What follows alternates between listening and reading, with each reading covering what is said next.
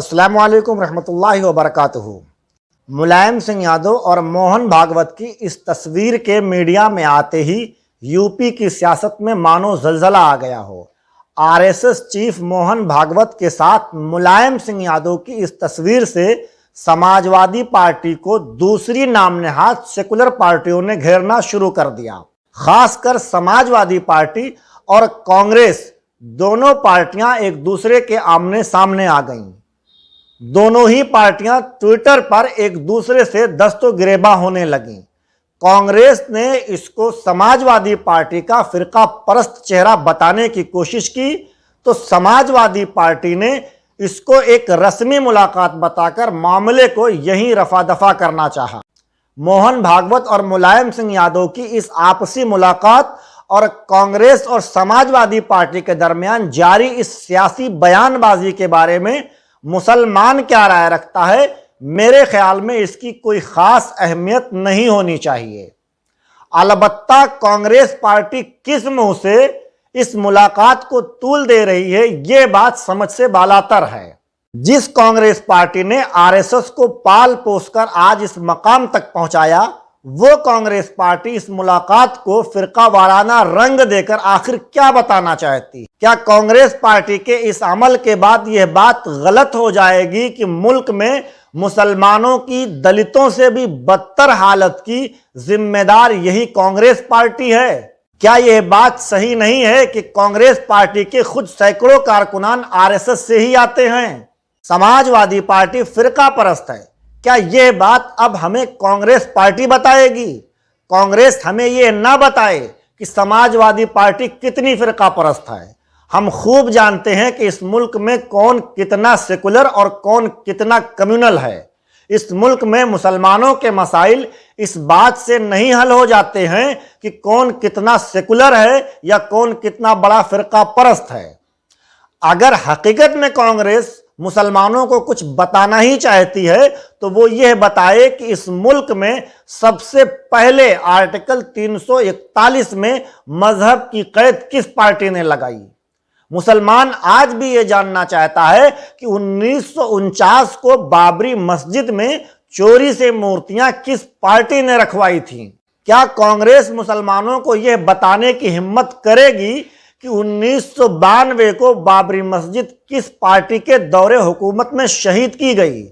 बाबरी मस्जिद की शहादत के बाद उस वक्त के वजीर आजम नरसिम्हा राव के वादे के बाद भी बाबरी मस्जिद की दोबारा तामीर क्यों नहीं कराई गई?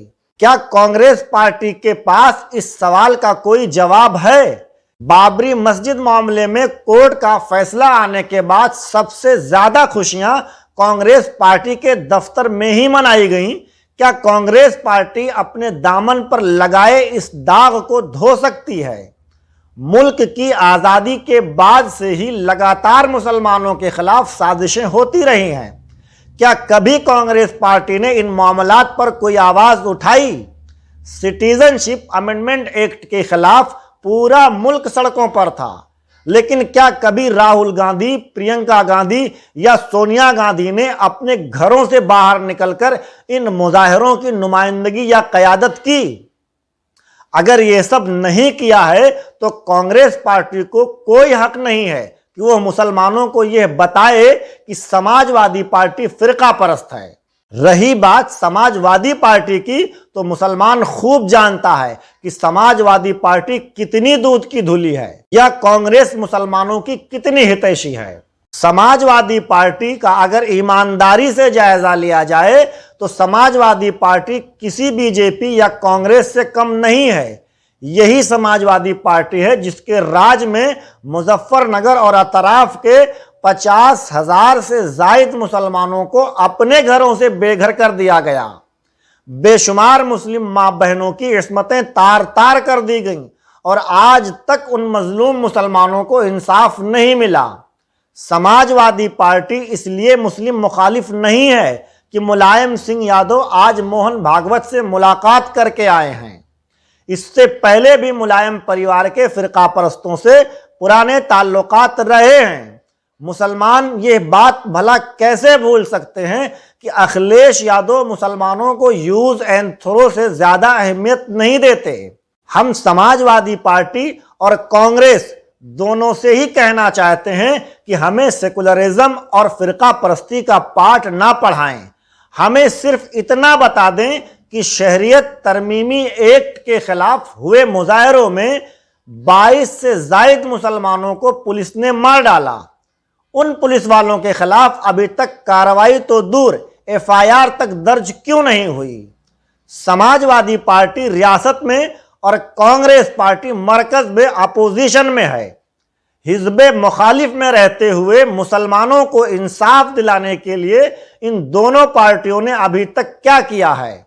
हम खूब जानते हैं कि मुसलमानों के मामलात में कोई भी पार्टी कांग्रेस या समाजवादी नहीं, बल्कि मुल्क की हर पार्टी बीजेपी और RSS है।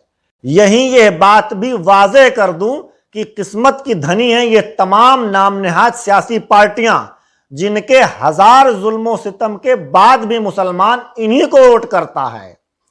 मुझे शिकायत इन नाम नेहाद सेकुलर पार्टियों से नहीं, बल्कि उन मुसलमानों से है जो इज्जत की मौत पर जिल्लत की जिंदगी को तरजीह देते हैं, जिनकी नजरों में उनका अपना जाती फायदा ही सब कुछ है, जबकि कौम और मिल्लत की उनके नजदीक कोई अहमियत नहीं। हर वो शख्स जो मुसलमान होते हुए मुसलमानों के हक की बात करे, नाम नेहाद सेकुलर पार्टियों के यह बोल देने से कि वो बीजेपी के एजेंट हैं, मुसलमान भी उनको बीजेपी का एजेंट समझने लगता है।